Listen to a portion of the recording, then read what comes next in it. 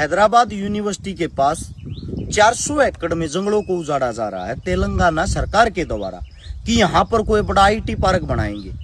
मैं आप सबसे एक बात पूछना चाहता हूँ, अगर आपके घर को तोड़ दिया जाए और उसको पार्क बना दिया जाए, आप इसको विकास कहोगे? दूसरी बात, आपके घर को तोड़ने के बाद आपकी और आपके बच्चों की क्या हालत होगी? जो जंगल है वो पशु पक्षियों का स्थान, उनका घर है। आप उनके घरों को उजाड़ रहे हो, तोड़ रहे हो। वे बेचारे पशु पक्षी डरे हुए, मारे मारे, चीखते चिल्लाते इधर से उधर भाग रहे हैं। उनके अंदर भी सांस, उनको भी दर्द होता है।